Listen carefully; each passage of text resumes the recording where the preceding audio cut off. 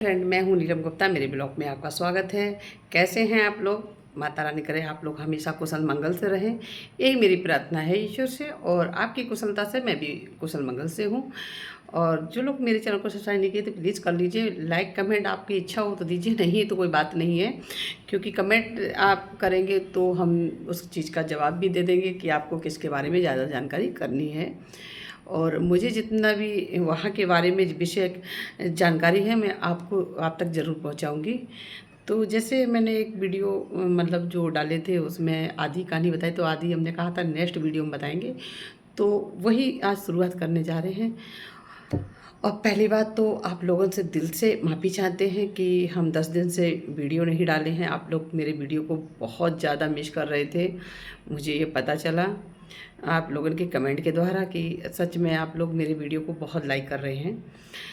तो आगे हम यही बताना चाहते हैं कि जैसे वो वीडियो में बताए थे कि निर्भय सब लोग खेल रहे थे ताश पत्ते, और बहुत सी चीज़ें ऐसी हो रही थी।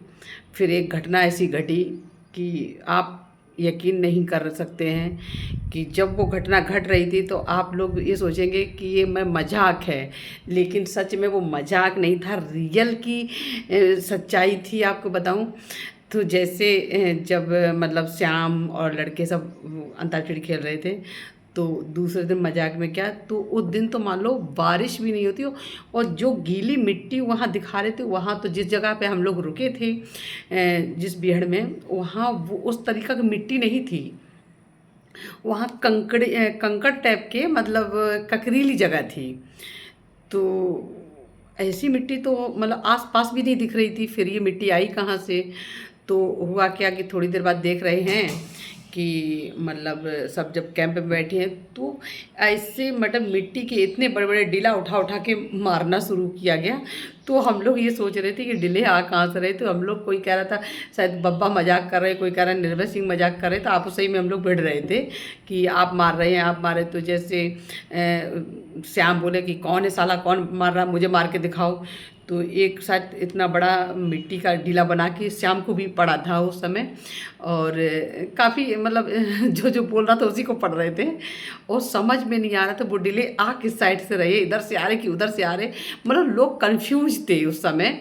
स्थिति यह थी भागा दौड़ी की मतलब स्थिति बन गई थी एकदम। तो फिर हड़ के निर्भय सिंह आ गए अपना कैंप छोड़ के, बोले कि क्या हो रहा दादागिरी, कहाँ हो रही, कहाँ मिट्टी कोई फेंक रहा है, क्या हो रहा क्या नहीं हो रहा। तो जब निर्भय आए अपनी राइफल लेकर और कहने लगे कौन है साला, हमको मार के दिखाओ, तो क्यों थोड़ी देर बाद पता चला कि निर्भय का भी एक झड़क दिया गया। तो निर्भय खिसियाने के मारे राइफल पे मतलब उसमें गोली एकदम लोड कर लिए मारने के लिए कि साथ कोई गैंग का मजाक कर रहा है।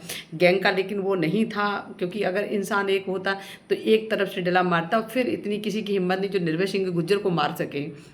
हम लोगों की बात तो एक कॉमन हो गई कि चलिए ठीक, हम लोग मजाक में हो रहा था। लेकिन जब निर्भया को मारा तो रियल में बात पता चला कि ये सच में उधर पूरी रात मेरी उस अड्डी पे कोई नहीं सोया है, सब जागते रहे हैं। उस दिन बहुत कुछ ऐसा हुआ कि पूरी रात हम लोग बैठे बैठे काट दिए हैं। समझे में नहीं आ रहा था कि जो लेटने जा रहा था उसी को मार रहा था, जो जा रहा था उसी को मार रहे थे। तो फिर ऐसे करते करते सुबह के 3 बज गया। जागते जागते फिर निर्भय कहने लगे कि ऐसा है ना, सुबह सुबह उठो, ये अड्डी को चेंज कर देते हैं। और इसीलिए तो हम कहते हैं इस अड्डी पे बहुत लोग कम रुकना पसंद करते हैं। फिलहाल फिर सुबह जब हुआ तो निर्भय कहने लगे अब सुबह हो गया तो कोई बात नहीं है, सुबह यहीं काट लीजिए, क्योंकि सुबह अड्डी बदलना खतरनाक होता है। क्योंकि खतरा ये होता है क्योंकि अब मतलब उस बीहड़ में 80-90 लड़के रहते हैं, सब असला वाले हैं। 80-90 लड़के के साथ साथ पकड़ भी होती है, कम से कम अगर जोड़ी जाए तो 15-20-25 जितनी भी पकड़ हो जाए वो रहते हैं। तो काफ़ी भीड़ भाड़ रहती है। तो दिन में अड्डी बदलना डेंजरस डेंजरस सॉरी खतरनाक मानते हैं, खतरनाक मानते हैं कि किसी की नज़र में ना आ जाए। बहुत डरावनी उस रात को गुजरा हम लोगों के ऊपर। फिर जैसे उसके शाम को मतलब खाना पीना जैसे सुबह के टाइम अपना बनाने लगे, सब खाने पीने लगे, और बारिश हो रही थी उस समय। फिर पता चला कि मतलब कि शाम को अड्डी चेंज करनी है, तो हम लोग सब लोग अपना अपना सामान को बटोरने लगे। बटोरने के बाद चलने के लिए तैयार हो गए। जब चलने के लिए तैयार हो गए तो आपको पता है चलती चलती बेरा तक उस अड्डी पर हम लोगों के संग ऐसी मजाक की गई है कि ईश्वर करे कि ऐसा खतरनाक खेल किसी के साथ ना खेला जाए। तो मैं जब मतलब निर्भय थे, तो ऐसे निर्भय थे और मैं थी, और जो मतलब कुछ गांव के भी लोग होते हैं जो बिहार के बारे में अच्छे जो जानकारी होती है, जिनको बिहार के बारे में और जानते हैं कि हाँ ये रास्ता यहाँ से यहाँ निकलती है, ये रास्ता यहाँ से यहाँ निकलती है। तो कुछ लोगों को निर्भय जैसे अड्डी चेंज करने से पहले बुला लेते थे। तो वो लड़का जो मतलब अड्डी के बारे में, मतलब अड्डी का मतलब तो आप समझ ही सकते हैं, ठिया, जिसको ठिया चेंज करना कहते हैं कि ठिया चेंज करना, तो उसको अड्डी बोलते हैं बिहार की लैंग्वेज में। तो वो चेंज करना था, तो मतलब वो लड़का आगे था, उसके पीछे मैं थी मेरे पीछे निर्भय थे। तो ढलान ऐसी चल रही थी और बाकी सब लड़के इधर उधर से हो रहे थे।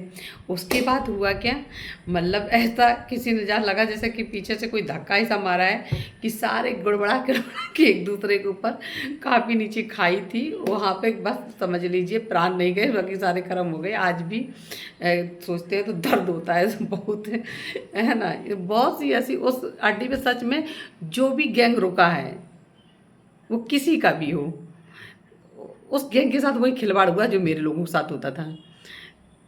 तो लाइफ में ना बहुत सी चीज़ें, इस चीज़ का कहते हैं जो जंगल बिहार होता है, जैसे कहते हैं चंबिल घाटी, आपने तो सुना है। चंबिल तो एक ऐतिहासिक नदी है, और चंबिल का जो कहते हैं चंबिल की जो जंगल होता है वो उनकी गोद कभी खाली नहीं होती बदमाशों से, क्योंकि चंबिल माता ही पालती हैं, है ना। तो उसमें बहुत सी ऐसी चीज़ें होती हैं जिसका ये आप अंदाज़ा नहीं लगा सकते हैं।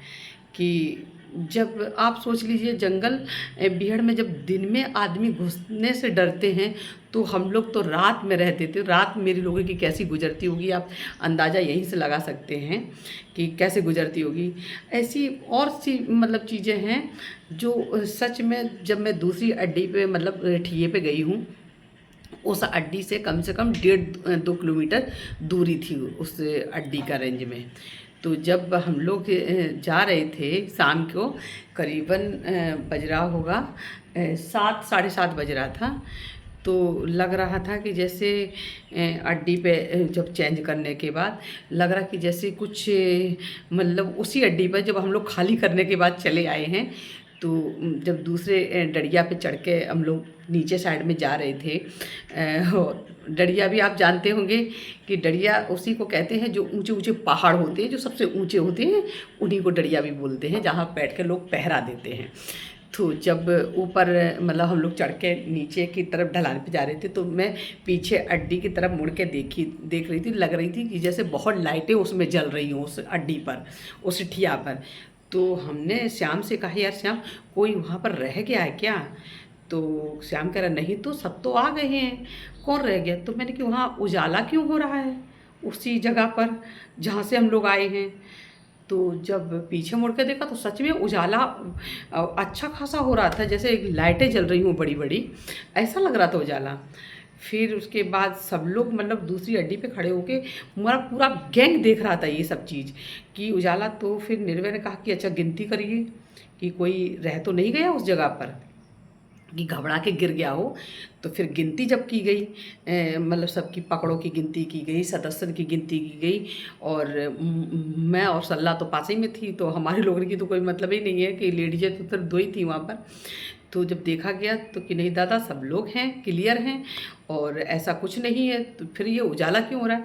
तो निर्भय बोले कि सब लोग यहाँ रुकिए, अच्छा हम लोग देख के आते हैं कि कुछ छूट तो नहीं गया वहाँ पर। जब मतलब निर्भय बोले तो एक लड़का, श्याम, किशोर मम्मा और 2 लड़के और थे, ये 4-5 लोग देखने गए। जब देखने गए तो देखे मतलब जाते खन वहाँ अंधेरा एकदम हो गया है, ऐसा कुछ नहीं था।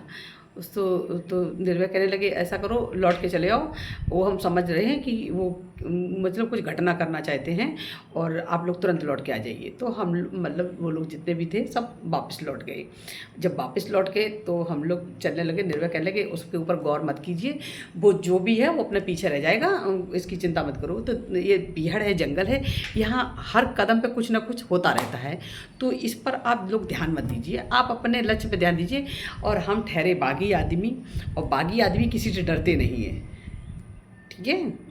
निर्भय का कहना था हम बागी आदमी, हम लोग किसी से डरते नहीं, जब मैंने उनका कुछ बिगाड़ा नहीं तो वो हमारे पीछे क्यों पड़ेंगे। तो फिलहाल वो हम लोग अड्डी छोड़ के आए। तो जब अड्डी छोड़ के आए फिर दूसरी अड्डी पर रुक गए आके, वहाँ से 1.5-2 किलोमीटर दूरी पर।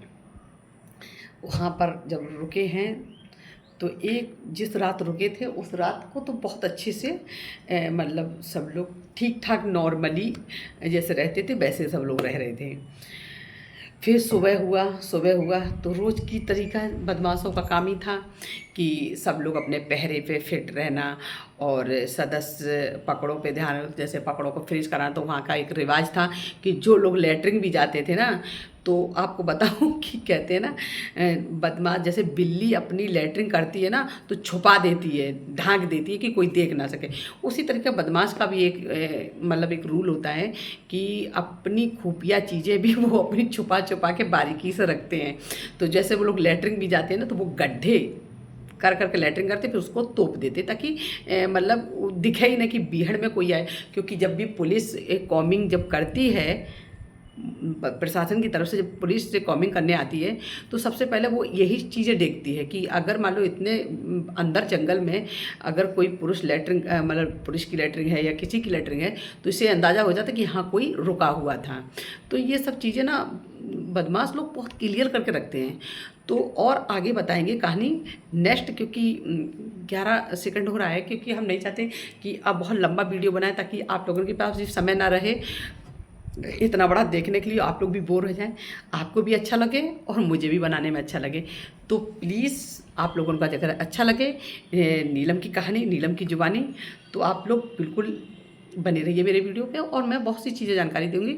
और एक बार फिर दिल से हम सॉरी कहते हैं क्योंकि आप लोगों का मैंने दिल दुखाया है ये, क्योंकि 10 दिन मैंने वीडियो नहीं डाला। मेरी प्यारी प्यारी बहनें मुझसे कह रही थी दी आपने वीडियो डालना क्यों बंद कर दिया, इसका कारण तो मेरी बहन आप समझ सकते हो अब थोड़ा पारिवारिक मैटर है, क्योंकि अब मैं उस झांसी की रानी वाला मैटर में नहीं जी रही हूँ ना। तो परिवार की जिम्मेदारी जो होती है ना बहुत ही आप समझ सकती है, आप भी एक घर में एक परिवार में हैं तो हमेशा तू में कुछ ना कुछ होती रहती है। तो अब नीलम ना पहले जैसी नीलम नहीं रही है, अब नीलम के सर पर भी ना बहुत जिम्मेदारियाँ हो गई हैं हर चीज़ का। भाई एक कहते नहीं पहले एक खुला माहौल था, तो पहले तो यही था मार दो, काट दो, फेंक दो, उड़ाड़ दो यही सब सीखे थे। अब जब घर में हैं तो पति बोलता है तो भाई ठीक है, आप जो कह रहे वही ठीक होगा। क्योंकि अब मैं कभी कभी खुद सोचती हूँ कि नीलम के अंदर इतने बदलाव हैं, लेकिन ये बदलाव कहीं ना कहीं मेरे संघर्ष की वजह से है और मेरी प्यारी बेटी की वजह से है। तो आगे नीलम गुप्ता की कहानी उन्हीं की जुबानी पे बनी रही है। और जो लोग मेरे चैनल पर सब्सक्राइब नहीं किए तो प्लीज़ कर लीजिए, क्योंकि बहुत सी दिलचस्प कहानियाँ और आने वाली हैं अगले वीडियो में, बहुत सी अच्छी बात बताएंगे आपको। Okay bye.